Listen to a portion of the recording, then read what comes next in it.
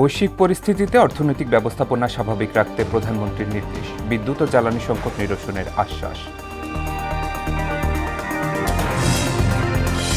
জনরায় বাস্তবায়ন না করলে কঠোর আন্দোলনের হুমকি, 11 দলীয় জোটের গণভোটের রায়ের বিপক্ষে অবস্থান নিয়ে সরকার ফ্যাসিবাদী হয়ে উঠছে।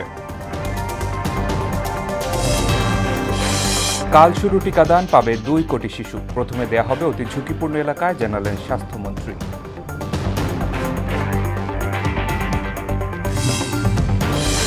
এবং জ্বালানি সংকটের প্রভাব পড়ছে কৃষিতে, খাদ্য সংকট অনিবার্য বলছেন বিশেষজ্ঞরা, কার্যকর পদক্ষেপের দাবি।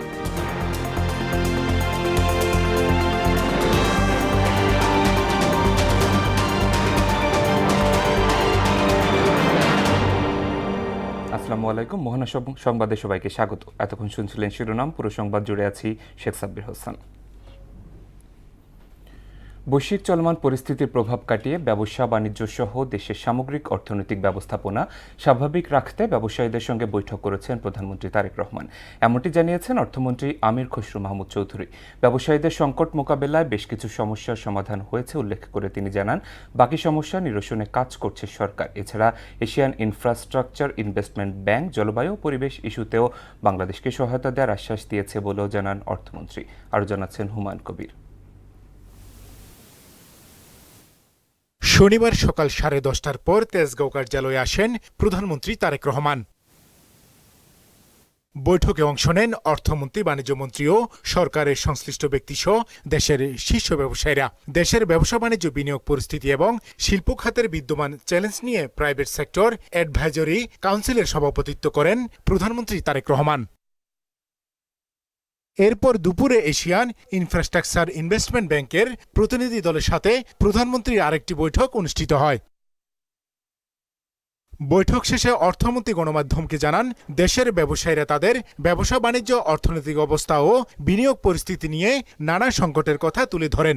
এই ব্যাপারে তাৎক্ষণিক কিছু সমাধানের পাশাপাশি বাকি সমস্যা নিরসনের কথা প্রধানমন্ত্রী উল্লেখ করেছেন বলেও জানান অর্থমন্ত্রী। ব্যবসায়ী নেতৃবৃন্দের সাথে বসা হয়েছে, তাদের কাছ থেকে উনি শুনেছেন যে বিনিয়োগের পথে বাধা কোথায়, তাদের বিনিয়োগে বাধা কোথায় কোথায় পাচ্ছে, এগুলোর সমাধান উনি করতে চান, খুব সহসা করতে চান এবং এইগুলো শুনেছেন। কিছু কিছু সমাধান অন দ্য স্পট দিয়েছেন, আর বাকিগুলো আলোচনার মাধ্যমে সমাধান দেওয়া হবে। আর জ্বালানি সংকট সহ বিভিন্ন খাতে যে সংকট তৈরি হয়েছে, তার পাশাপাশি দেশের আগামী দিনের উন্নয়নের budget Asian infrastructure investment bank বাংলাদেশকে সাপোর্ট দিবে বলেও জানান আমির খসরু মাহমুদ চৌধুরী। আমরা এশিয়ান ইনফ্রাস্ট্রাকচার ইনভেস্টমেন্ট ব্যাংকের সাথে আমরা কিভাবে কাজ করতে যাচ্ছি, জ্বালানি সংকটের কারণে যে চাপ সৃষ্টি হচ্ছে অর্থনীতির উপরে, বাংলাদেশের উপরে, সারা বিশ্বের সব দেশের উপর এই চাপটা সৃষ্টি হচ্ছে। এখান থেকে বের হওয়ার জন্য আমরা বাজেট সাপোর্টের সম্বন্ধে আলাপ হয়েছে এবং তারা সম্মত হয়েছে,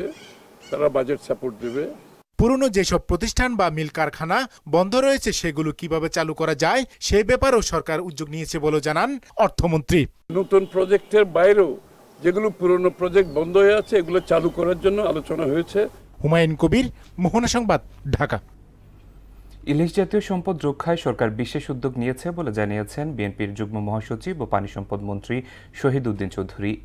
দুপুরে লক্ষ্মীপুর জেলা পরিষদ প্রাঙ্গণে জেলা মৎস্য অধিদপ্তরের আয়োজনে 2026 অর্থ বছরে ইলিশ সম্পদ উন্নয়ন ও ব্যবস্থাপনা প্রকল্পের আওতায় ইলিশ অভয়াশ্রমে মার্চ থেকে এপ্রিল মৎস্য আহরণ নিষিদ্ধকালীন জেলেদের মাঝে খাদ্য সামগ্রী বিতরণ অনুষ্ঠানে তিনি একথা বলেন। এ সময় তিনি জেলেদের উদ্দেশ্যে বলেন, 2 মাস মাছ ধরা বন্ধ থাকার কারণে সরকার প্রতিটি জেলেকে 3,000 টাকার খাদ্য সামগ্রী দিচ্ছেন। নির্বাচনে জয়ের পর বিএনপি আগের ওয়াদা ভুলে গেছে বলে মন্তব্য করেছেন জামায়াতে আমির ও বিরোধী দলের নেতা ডাক্তার শফিকুর রহমান। জনগণের অধিকার আদায় সবসময় সচেষ্ট থাকার প্রত্যয় ও জানান আমিরে জামাত। জ্বালানি তেলের সংকট মোকাবেলায় সমন্বিতভাবে কাজ করার আহ্বানও জানান তিনি। সন্ধ্যায় মিরপুরে ঈদ পুনর্মিলনী অনুষ্ঠানে এসব কথা বলেন তিনি। আমি যেমন গণভোটে হা ভোট চেয়েছি, জনাব তারেক রহমান তিনিও কিন্তু গণভোটে হা ভোট চেয়েছেন। গণভোটের এই দাবিটি আমরা বলার আগে তাদের নেতা সালাউদ্দিন আহমদ প্রথমে দাবি জানিয়েছেন যে গণভোটের মাধ্যমে এই সংস্কারের রায়কে আইনি বৈধতা দিতে হবে। আমরা সমর্থন করেছি। ভোটের দিন পর্যন্ত আমাদের অবস্থান ছিল এক। এখন যারা সরকারি দল, এখন যারা বিরোধী দল, কিন্তু ভোটের রেজাল্ট হওয়ার পরে তারা বদলে গেছেন।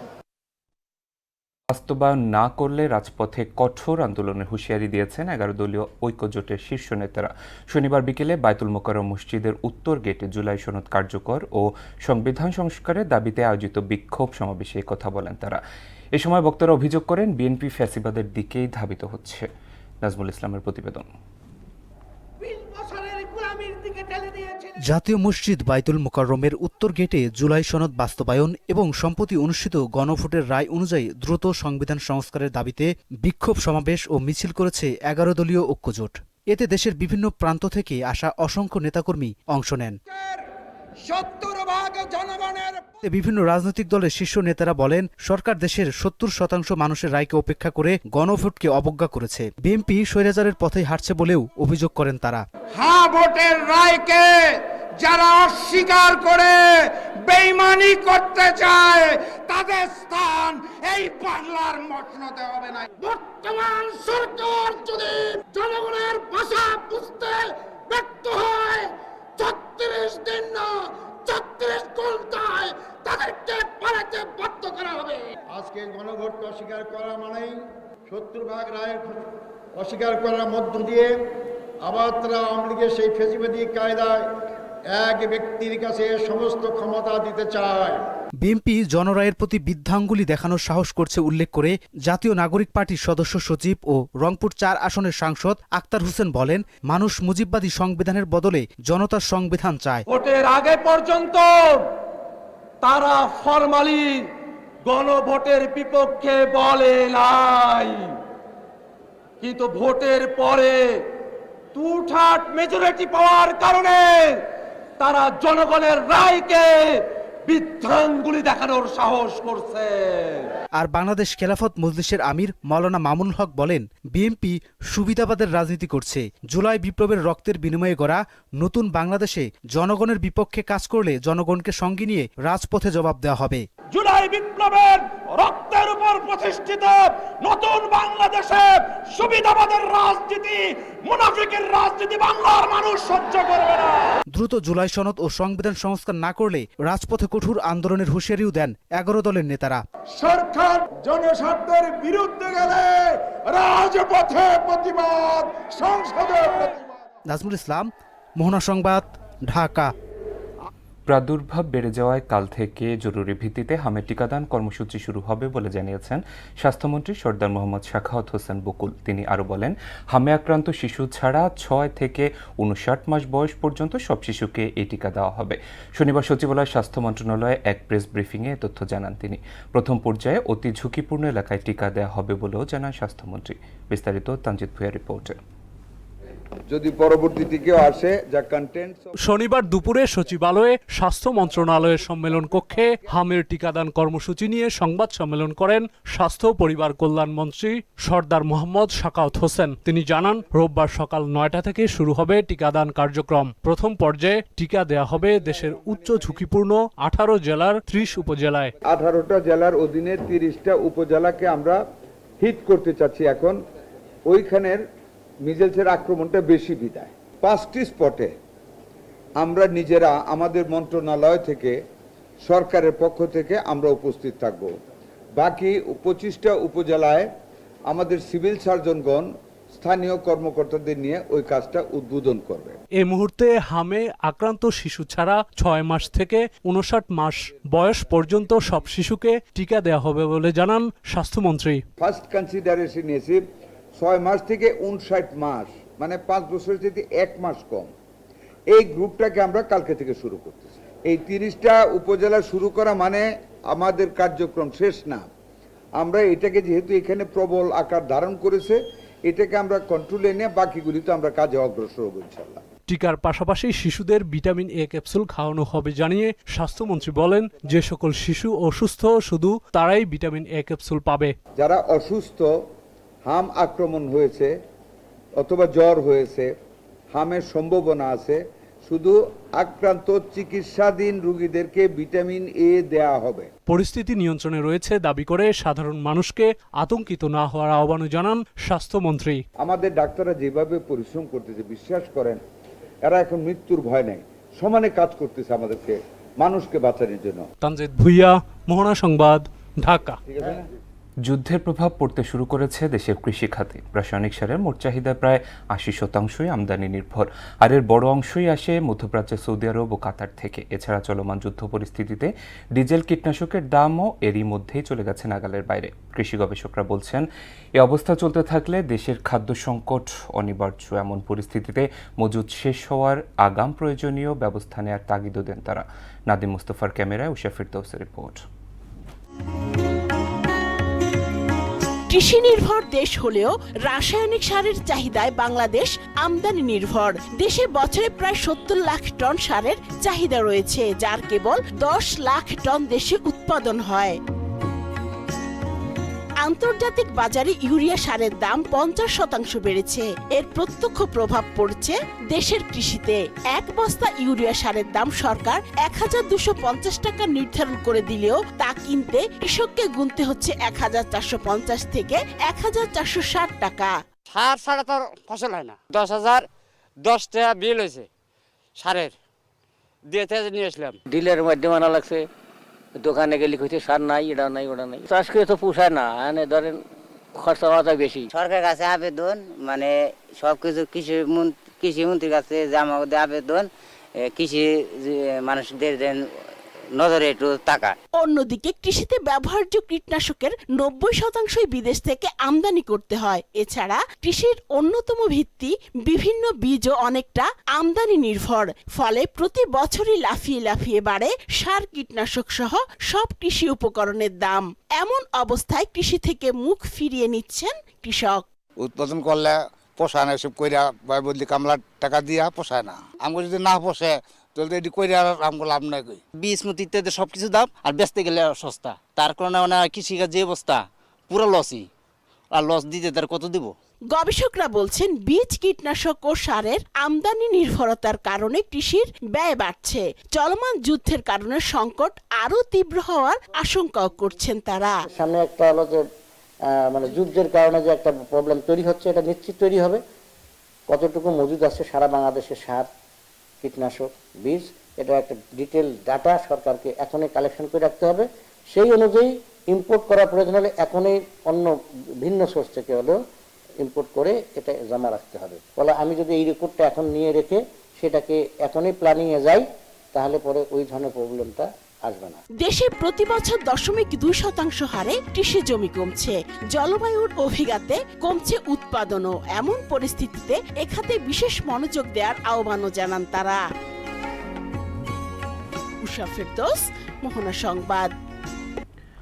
রাজধানীর কদমতলীতে একটি গ্যাস লাইটার কারখানায় অগ্নিকাণ্ডে ৫ জনের মরদেহ উদ্ধার করেছে ফায়ার সার্ভিস। এর আগে ৭ ইউনিটের ৩ ঘন্টার চেষ্টায় আগুন নিয়ন্ত্রণে আনে ফায়ার সার্ভিস। ফায়ার সার্ভিস জানায়, ইউনিটগুলোর সম্মিলিত প্রচেষ্টায় আগুন ছড়িয়ে সম্ভব হয়। আগুন লাগার কারণ এখনো জানা যায়নি বলেও জানিয়েছেন তারা।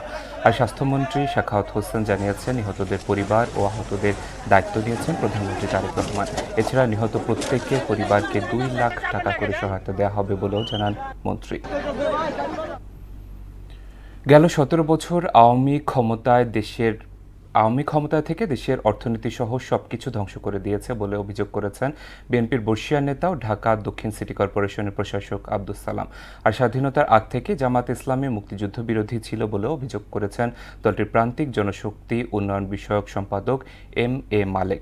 জাতীয় প্রেস ক্লাবে স্বাধীনতা ও জাতীয় দিবস উপলক্ষে আলোচনা সভায় সব কথা বলেন তারা। তানজিদ ভাইয়ের প্রতিবেদন।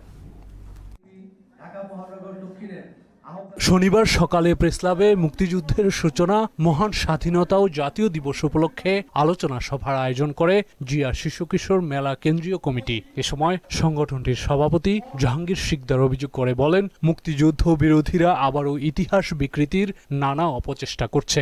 আমরা শিশু কিশোরের মাধ্যমে বাংলাদেশের মুক্তিযুদ্ধের সঠিক ইতিহাসকে তুলে ধরতে চাই। আল-সালিসের বিরুদ্ধে জিয়া শিশু কিশোর মেলা একটি বিপ্লব করে তুলবে ইনশাআল্লাহ। ৭১-এ জিয়াউর রহমানই স্বাধীনতার ঘোষণা দিয়েছিলেন জানিয়ে বিএনপির প্রান্তিক জনশক্তি উন্নয়ন বিষয়ক সম্পাদক এম.এ. মালেক বলেন, যারা মুক্তিযুদ্ধ বিরোধী তারা আজ বড় বড় কথা বলছে। কালুঘাট বেতার কেন্দ্রে বসে থাকেননি, তিনি নিজের হাতে একটা খসড়া করেছিলেন। অন্য কেউ খসড়া করে দেন নাই, তাকে কেউ বুদ্ধিও দেন নাই, পরামর্শ দেন নাই। তিনি নিজে লিখেছিলেন নিজে লিখে ঘোষণা করেছেন, I major Zia do hereby declare independent Bangladesh. মুক্তিযুদ্ধ বিরোধীরাই আজ ৭১কে অস্বীকার করে ২৪কে নিয়ে ফায়দা হাসিল করতে চায় বলেও জানান বিএনপির এই নেতা। ৭১ বাদে কখনো ২৪ নয়, ২৪ হলো এদেশে গরম পোতার দিন, আর ৭১ হলো মুক্তিযুদ্ধের স্বাধীনতা একটা মানচিত্র ছিনিয়ে আনার দিন। বিএনপি দেশের গণতন্ত্রের জন্য গেল ১৭ বছর লড়াই করেছে জানিয়ে ঢাকা দক্ষিণ সিটি কর্পোরেশনের প্রশাসক বলেন, জাতীয় নির্বাচনের পর একটি মহল আবারও দেশকে পিছিয়ে নিতে নানা ষড়যন্ত্র করছে।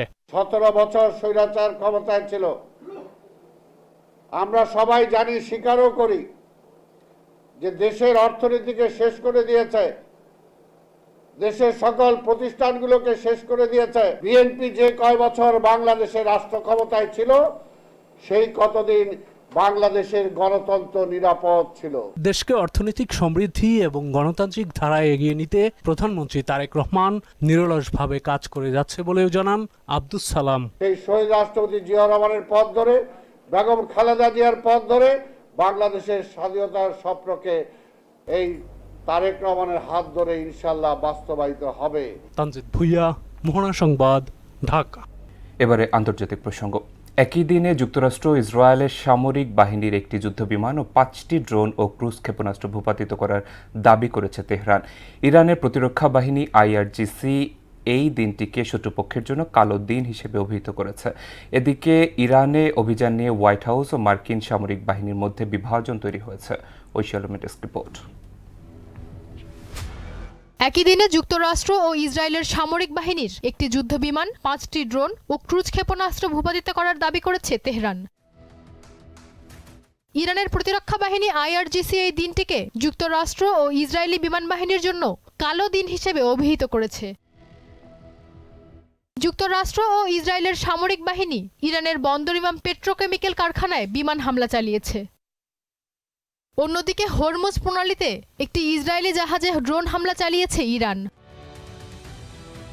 এদিকে ইরানে অভিযান নিয়ে হোয়াইট হাউস এবং মার্কিন সামরিক বাহিনীর মধ্যে বিভাজন হওয়ায় তৈরি হয়েছে সংকট। প্রেসিডেন্ট ডোনাল্ড ট্রাম্পের ইরানের বিরুদ্ধে স্থল অভিযান চালানোর নির্দেশ দেশটির ১২ জন জ্যেষ্ঠ জেনারেল অমান্য করেছে। ঐশী আলম, মোহনা সংবাদ। খেলা খবর ফুটবল। সাফ অনূর্ধ্ব ২০ চ্যাম্পিয়নশিপে টানা দ্বিতীয়বারের মতো শিরোপা জিতে বাংলাদেশে ফিরল বাংলাদেশের দল। দক্ষিণ এশিয়ার ফুটবলে শ্রেষ্ঠত্ব অর্জনের জন্য বিজয়ীদের বরণ করে নেয় বাফুফে। সন্ধ্যায় চ্যাম্পিয়ন দলকে হযরত শাহজালাল আন্তর্জাতিক বিমানবন্দর থেকে হাতির ঝিলে এনে সংবর্ধনা দেওয়া হচ্ছে। বিমানবন্দরের আনুষ্ঠানিকতা শেষে বাংলাদেশ অনূর্ধ্ব ২০ দলকে ছাদখোলা বাসে করে শহরে নিয়ে আসা হয়। শোভাযাত্রাটি বিমানবন্দর থেকে শুরু করে রাজধানীর বিভিন্ন গুরুত্বপূর্ণ সড়ক প্রদক্ষিণ করে হাতির ঝিলে অ্যাম্ফি থিয়েটারে গিয়ে শেষ হয়। অনূর্ধ্ব ২০ নারী এশিয়ান কাপের চূড়ান্ত পর্বের দ্বিতীয় ম্যাচে চীনের কাছে ২-০ গোলে হেরেছে বাংলাদেশ। প্রথম ম্যাচে থাইল্যান্ডের বিপক্ষে ৩-২ গোলে হেরেছিলেন বাংলাদেশের মেয়েরা। ব্যাংককের মাঠে চীনের হয়ে ৪৭ মিনিটে ইউ শিনগুই ও ৮২ মিনিটে ওয়াং আইফাং গোল করেন। ৩ গ্রুপের চ্যাম্পিয়ন ও রানার্স আপ হয়ে এবং তৃতীয় হওয়া ৩ দলের মধ্যে সেরা দুটি যাবে কোয়ার্টার ফাইনালে। তৃতীয় হওয়া ৩ দলের সেরা দুটির মধ্যে একটির হওয়ার আশা নিয়ে আগামী মঙ্গলবার ভিয়েতনামের মুখোমুখি হবে বাংলাদেশ। বাংলাদেশ জাতীয় ফুটবল দলের স্প্যানিশ হেড কোচ হেভিয়ার ক্যাব্রেরার চুক্তি ৩০ এপ্রিল শেষ হচ্ছে। ৪ বছরের বেশি সময় জামালদের দায়িত্ব পালন করা এই কোচ তেমন সাফল্য দিতে পারেননি, তাই তার বিদায়ের দাবি উঠেছে ১ বছর আগেই। শনিবার জাতীয় দল কমিটির অন্য ইস্যুর সঙ্গে কোচের চুক্তি ও মেয়াদ নিয়ে আলোচনা হয়েছে। সভা শেষে জাতীয় দল কমিটির সদস্য বাফুফের মিডিয়া কমিটির চেয়ারম্যান আমিরুল ইসলাম বাবু বলেন, ৩০ এপ্রিল পর্যন্ত তার মেয়াদ রয়েছে। এই সময়ের মধ্যে ভালো মানের কোচ খুঁজছে বাফুফে, চাইলে ক্যাব্রেরা আবেদন করতে পারেন। শেষ করব মোহনা সংবাদ, যাবার আগে শিরোনামগুলো আরও একবার।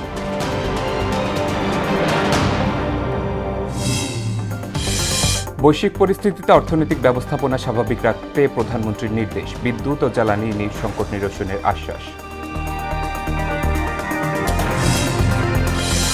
নির্বাচনে জয়ের পর বিএনপি আগের ওয়াদা ভুলে গেছে বলছে জামায়াত। জনরায় বাস্তবায়ন না করলে কঠোর আন্দোলনের হুমকি 11 দলীয় জোটের।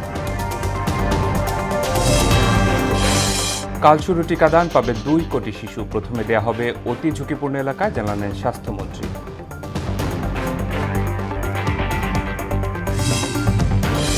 এবং জ্বালানি সংকটের প্রভাব পড়ছে কৃষিতে, খাদ্য সংকট অনিবার্য বলছেন বিশেষজ্ঞরা, কার্যকর পদক্ষেপের দাবি।